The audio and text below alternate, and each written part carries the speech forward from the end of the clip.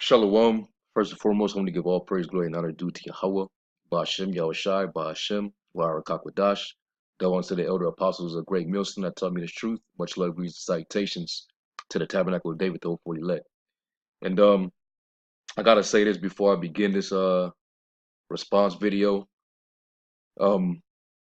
Just like we said with these guys of Watchmen for Israel, aka Adam Abbott, when we do this ministry and when we make these videos correcting guys, it's never personal.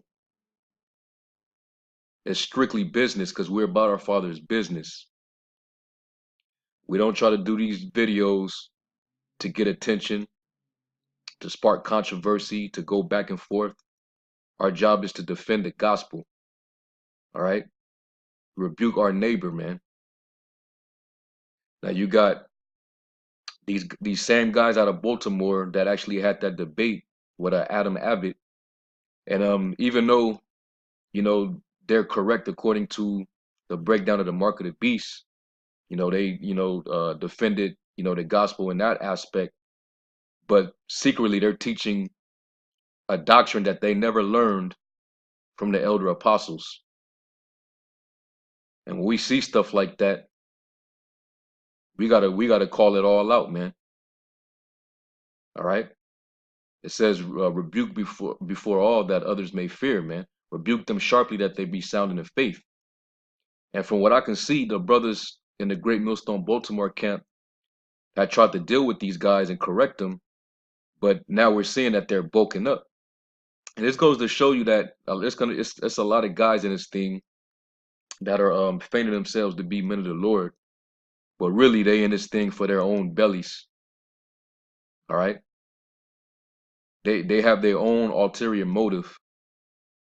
Whether it's to be popular, to get vainglory, to get a lot of followers or listeners, to get attention from women. I mean, there's different motives behind why a lot of guys come into this thing. They really don't have no clue what they are part of, man. So basically they're teaching a doctrine that the elder apostles never taught, and now they're calling themselves also just like Adam Abbott, correcting the men who they learned from. If they didn't learn from the apostles, then who did these guys learn from? Now I started, I watched these guys before, man, and I kind of, they was, from what I can understand, they were on point. I thought there was another sect of a Great Millstone. But then that one guy, that one nigga, he bugged out. He went back into the world. He was trying to be a rapper or whatever. The guy was bugging out his mind, and they rebuked him, and they continued on in the doctrine. But now that they got a little following now, I guess they feel that they can just start disrespecting the men that they actually learned from. All right, because the scriptures tell you to continue in the doctrine that you have learned, and I'm gonna get it. All right, this is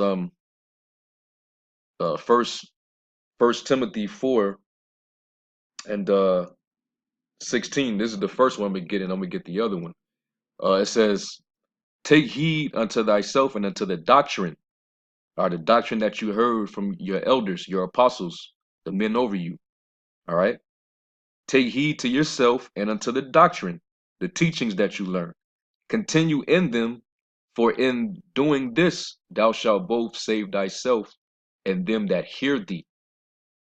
All right. And I'm going to go from there to 2 Timothy 3 and 14. It says, "But continue down in things which thou hast learned and has been assured of," meaning you're confident that the things that you learned are the truth. All right. You have confidence that what you've learned is the truth.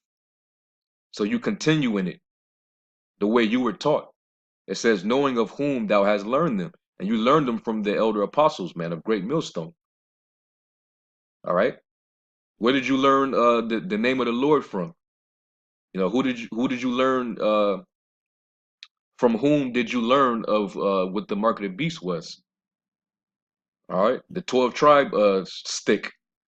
You learned it from those men. But you see, the scriptures tell you how you're gonna have a lot of unruly men out there, man. Guys that's gonna come into this thing and they're gonna try to create their own lane. Okay, just like Adam Abbott.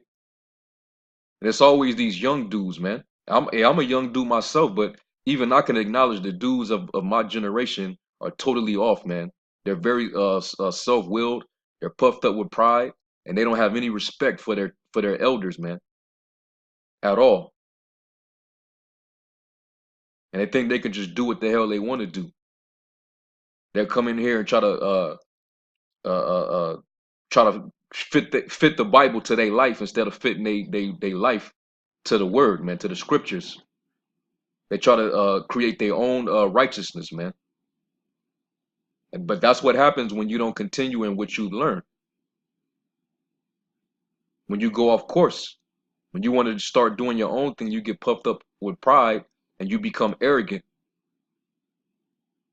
All right. And that's why what I'm gonna do here is because this is the doctrine that they're teaching. They're teaching that men should be able to cover their heads while they're out there prophesying, when that's contrary to what the scriptures say.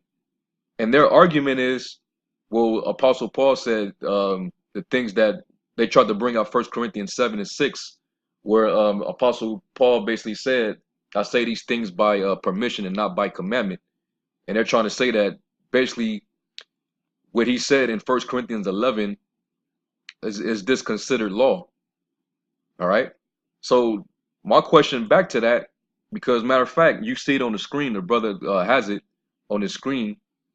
Um, The first comment he said was 1 Corinthians. He said, can I get an answer, please, on 1 Corinthians 11 and 5? Is Paul telling women or telling a woman if they don't wear a hoodie or veil, they should shave their head, should they should shave their hair bald? Still no answer. And I'll get to that. It says, and show the matter of fact, let me go down, because he also, when the brother responded to him, um he put this in the comment board, and then he also um, went down here. So let me read this one first. He says, another personal preference of Paul found in the letter to Corinth also, 1 Corinthians 7 1 through 6. The point is in 6, want to be Pharisees striving at a gnat, except they not even using the law now. All right, so they're basically trying to say um, what Paul, the ordinances that Paul delivered to the church is not law. So basically we shouldn't follow it. All right.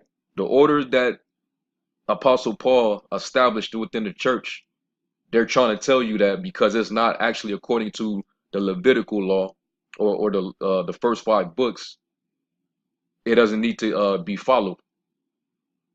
This goes to show you right there that that a lot of our people, they despise order. They hate order, man. They want to do their own thing. That's why the scriptures say that they're self-willed. Let me get that in Second Peter 2 and 10. It says, I'm gonna start at 9. It says, the Lord knoweth how to deliver the godly out of temptations, and to reserve the unjust until the day of judgment to be punished, but chiefly them that walk after the flesh in the lust of uncleanness. And though if you keep finding excuses to bend orders that were ordained and delivered by the men up top, who the Lord set up, if you got to create ways around that to not follow that, that's really because you're following after the lust of your own flesh. All right. You are to serve your flesh. And if you want, and you serving your flesh, you're not going to come out under or order where you're going to be commanded to abstain from certain things and certain do's and don'ts. You're not going to confine yourself to it because you want to do what you freely want to do. Because that's what it means to be self-willed, man. You know, doing what one wants in spite of others' orders, man. You know, you want to be perverse, you want to be headstrong. You know, that's basically not yielding to the wishes of others, which Apostle Paul being the head of he was apostle to the Gentiles, and he was over the churches, he established order. All right, let's matter of fact, let me finish this. It says, but chiefly them that walk after the flesh in the lust of uncleanness and despise government. All right, you despise those that have the rule over you, man. Those that lay down the ordinances. All right, that this is what Apostle Paul was it's like not Apostle Paul, Peter. This is what he was addressing, man. You're gonna have guys they're gonna despise order, government. Okay, that's why they'll find themselves after they learn a few scriptures from a particular body of elders, whether they be the apostles or other guys, the heads of other camps, and so on and so forth. But then they'll just go out there on their own and teach by themselves and act like they got it on their own, man. So that they ain't gotta follow no type of order. They can change up the doctrine, however way they want to, and try to fit the doctrine according to their pleasure, man. If you're a vain type of dude, you're gonna find a justification and butcher the scriptures so you can rock long hair or get fresh lineups.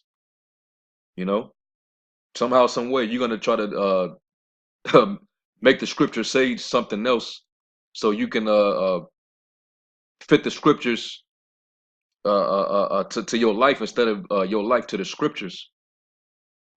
That's Jake for you, man. Self-willed. It says presumptuous are they, meaning they're bold. Self-willed, they are not afraid to speak evil of dignities. All right, and that's what Jake do when they come into this thing, not understanding that, hey, this thing is this is pretty. You're stepping into dangerous grounds, man. All right, you have no clue what's going on. All right, Jake is self-willed, and it tells you that in the Apocrypha, a child that's left to themselves, they become willful.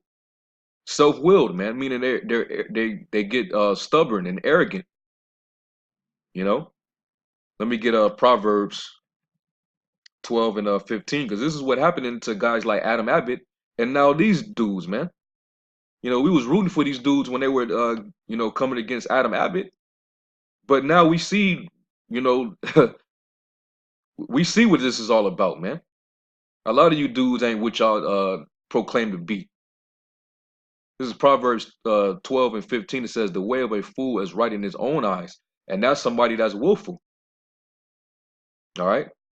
Their way, they believe is right according to their own eyes. Like that dude, Nazariah in Chicago, man. He thinks he's right, man. And that dude he's bugging out his mind. Finding justification to line your head up. You know, they even justifying, you ain't gotta be diligent when you go out there on the highways and hedges, man. Well, you a fool. You think that's right in your own eyes, man. Because that's not in the scriptures. All right, it says, but he that hearkeneth unto counsel is wise. And that would be very wise for y'all to humble down and hearken to wise counsel, man. His brothers are trying to pull y'all out the fire, man. Y'all doing what the hell you want to do. All right. So dealing with this topic, all right. He said, another personal preference of Paul found in the letter of Corinth, also 1 Corinthians 7, 1 through 6. The point is in 6, want to be Pharisees striving at that, except they not even using the law. Wow. And then he says, he came back and said, how anyone that sees this just because, I don't know what he's trying to say, man. He says, 1 Corinthians 11 and 15, why does it say hair is the covering of a woman? Well, that's because that's her glory. That's why. That's her glory. That's the crown of her head. Why you think the Most High took away her hair? Because that was her glory. That was her covering, man. But the hair is not our covering. Okay? So let's deal with this real quick, man. All right, this is 1 Corinthians 11. I'm gonna start at the top. Because maybe when Paul, right before he addressed about the woman having her head covered and the man having his head covered, he mentioned the order of the structure between the Heavenly Father, His Son, the men in Israel, and the women. Now, are you going to tell me that these orders that Apostle Paul addressed, that these orders that he mentioned, are you going to tell me that these are just his opinion? Are you going to tell me that this shouldn't be followed? This order shouldn't be followed, unless you're going to pick and choose what scriptures you're going to follow and what not to. Now verse 2. I don't know how y'all skip this, but this is pretty much addressing what you have to say. Okay, this is 1 Corinthians 11:1. Be ye followers of me, even as I also am of Hamashiach. Now I praise you, brethren, that you remember me in all things and keep the ordinances. Okay, the ordinance meaning the orders, these commands. All right, as I deliver them to you. But I would have you know that the head of every man is Yahweh Shai. So is this being spoken by permission, or is this actually what's set in stone? Is this something that we are to follow? Is Yahweh Shai your head? Yes, he is your head, right? It says, in the head of the woman is the man. All right. Hey, you're head of the household, right? As a man, right? So you don't have a problem with this order, but how is it that when we get to the fourth and fifth verse and the sixth verse, then that becomes totally contrary? You ain't got to follow this though. This is when novices, they get puffed up with pride, man, and they fall into the condemnation of the devil. All right. These are the orders that he delivered to the church. All right. Yahweh Shai was dealing with them. So whatever order that they passed down, it was set in stone. So yes, it is law. All right. It says, but I would have you know that the head of every man is Yahweh Shai, and the head of the woman is the man, and the head of Yahweh Shai is the Most High. And you would not disagree with this order. All right. That's set in stone. And even what he also said, continuing after this. Verse 4, every man praying or prophesying, having his head covered, dishonoreth his head. Why? Because Yahweh Shai is our head. Why did he say not to cover our heads when we pray or prophesy? Let's go down to verse 7. For a man indeed ought not to cover his head, for as much as he is the image and glory of the Most High, but the woman is the glory of the man. All right, and Yahweh Shai, all right, he was the express image. Okay, he was the first born of the creation. So he's the head of the image of the glory of the Most High, man. That's why going back to the beginning, when it goes into the Alahayim, let us make man in our image. Okay, so we're not to cover our head, man. Yahweh Shai, he wasn't going around teaching the gospel with his head covered. Where's that in the scriptures at? Show me that in the scripture. All right. So that's why we ought to not cover our head. And to prove to you that it's literal, when you read about the woman, let's read that. Verse 5, it says, but every woman that prayeth or prophesieth with her head uncovered dishonoreth her head. And who was her head? Her husband. All right. Why? Because back then it was practiced that a woman, if she's married, well, really women in general, but even more so when she's married, you're supposed to stay covered out of respect for your man. You're supposed to dress in modest apparel because it showed shamefacedness, humility. That's why when you go to that, let's go to that in 1 Timothy real quick. 1 Timothy 2 and verse 9, it says, in like manner also that women adorn themselves in modest apparel. Okay, modest apparel with shamefacedness and sobriety. And what a woman did to cover her face, to cover her shame, was she veiled herself. Okay, that was our the part of our culture. Our women, they veiled themselves, they covered themselves up when they're out in public in the midst of men, so that men don't look on their shape, their their body, if you will. So they, because hey, you look at Western culture, the average attire or apparel for a woman is to dress like a harlot, a slut. She get to show all her curves and her legs, her thighs, her hips, her ass. She get to show her cleavage. But in the ancient world, a woman that would have been shameful. So women covered themselves up. They veiled themselves from the head, and it covered their over their head. All right, and even they covered their mouth, and they wore a long, loose fit dress to cover their shape. Okay, it says with shamefacedness and sobriety, not with broided hair or gold or pearls or costly array. Even Tamar the harlot, man, she was even covered up, and she was a whore. All right. So how much more, like if you a woman, you a woman of the Most High, and the Lord, put the spirit on a woman to prophesy, it would be disrespectful for her to do such a holy thing while disrespecting her husband, prophesying with her head uncovered. That would be disrespectful. All right. So a woman is supposed to cover her head when she pray or prophesy, man. And when you look up the word uncovered, it's going to tell you that it means unveiled. All right. And this the Greek word, I'm not going to even pronounce it. That's a long word. Um, I'll let Esau pronounce it. Strong's G 177, akatakaluptos. Akatakaluptos. And it means not covered, unveiled. All right. Now let's go to Google and let's type in veiled. It says cover with or as though with a veil. Okay. And women covered themselves with a veil. So that means a woman had to cover herself with a veil if she was going to pray or prophesy, man.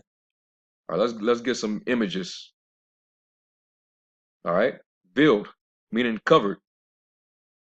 Okay, this is what they had to do if they were praying or prophesying, man. They cover themselves up, they veil themselves. Okay, and the men wasn't supposed to veil themselves at all. They was to leave their head uncovered, unveiled. All right, a woman, she's supposed to cover up. So you can't make any excuses, man. This is the order. Okay. So going back to this man's question, which this guy this guy, he seems kind of proud, man. All right. So and this is a foolish question. Why does it say hair is the covering of a woman? Like I said, because that's her glory. All right. Like a crown. When the Lord took away her hair, he took away the crown of the head of the daughter of Zion, man. Okay. But she still had to wear a veil, even if she had hair, long hair. When she prayed and prophesied, she still had to put a veil over it, man. All right. I just showed you what it what uncovered meant in the Greek. Okay. And then it said, for that is even all one as if she were shaven, meaning her praying and prophesying without that veil over her is as if it's just as shameful as her being shaven, meaning if she was bald headed. Because disrespect to your husband, that's a shameful thing. You know, you shame your house. Let me see if I can find that in Proverbs real quick.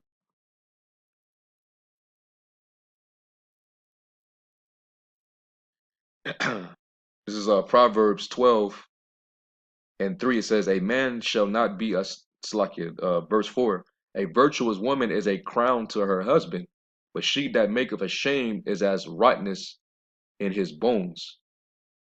Okay, so that's why, man. Okay, and it also tells you, I believe in the same chapter. Let me see if I can go down. Uh, Proverbs 12 and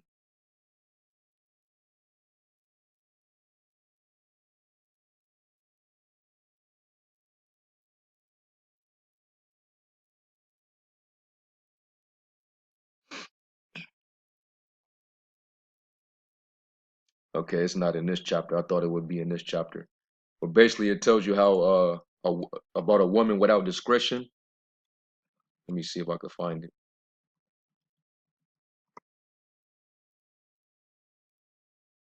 Okay, yeah, Proverbs 11 and 22. It says, "As a jewel of gold in a swine's snout, so is a fair woman, meaning a beautiful woman, which is without discretion."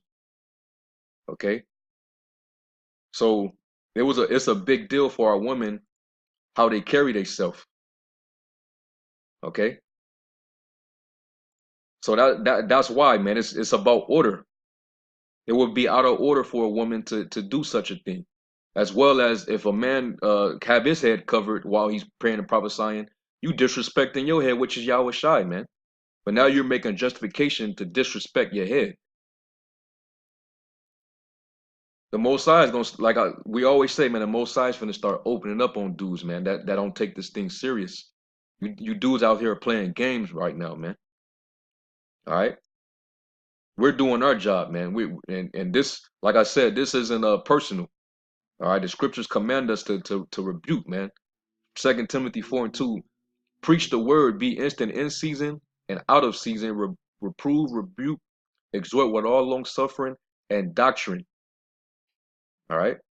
But like it also says right here, for the time will come when they will not endure sound doctrine. And you're gonna have guys that's gonna, they're gonna tarry for a little while in this thing with us, but then, their inner man is gonna show eventually, man. Constantly get exposed. The Lord's gonna, search with that candlestick, and a lot of guys are gonna be found out that they really ain't what they profess themselves to be. All right, it's just coming out. All right, it says, but after their own lust shall they heap to themselves teachers having itching ears. All right, basically, they're gonna stick to doctrines that makes them feel the best according to their own emotions, man. All right, ain't no way in hell you can justify going against order, man. And then these guys are also justifying lineups. We know what the scriptures say, man. It's right there in the law. All right. But if you want to be a reprobate, go ahead and be a reprobate. All right. And and one more thing, man. To have long hair is it's a shame. Okay. It's a shameful thing for a man to have long hair. So that's another thing. You dudes out there, man, with these long ass dreads and long hair, just cut it out, man. All right. Because that's effeminate. And we know according to 1 Corinthians 6 and 9, know ye not that the unrighteous shall not inherit the kingdom of the Most High? Be not deceived, neither fornicators, nor idolaters, nor adulterers, nor effeminate, nor abusers of themselves with mankind, nor thieves, nor covetous, nor drunkards, nor revilers, nor extortioners shall inherit the kingdom of the Most High. All right, and you having long hair, being puffed up in your vanity. Hey, beauty is that's the trait of a woman to have beauty, man. All right, your beauty should be in his wisdom, man. That should be your beauty. All right, not your appearance. The appearance of beauty is for a woman, not a man. All right. So you know, whoever watched this video, hey man, hopefully you consider and take heed. And even to you dudes, man. Like I said, this ain't personal, man. Take heed, or you could just be a reprobate. All right, and the Most High he's gonna destroy reprobates. All right, so that's pretty much it, man. You know, y'all can do what y'all do. All right, but hey, the warning is out, man. These brothers, you know, sent the warning out, and you know, the spirit, you know, hopped on me to do the same thing. If y'all won't repent and hearken to wise counsel, then hey, you on your own, man. All right. So anyway, with that, let me give all praise to Yahweh, Ba'ashem Yahushai, Ba'ashem Waharakakadash, the ones to the elder apostles, a great millstone, Shalom Warbrakatham, to the tabernacle of David, the hopeful elect, Shalom.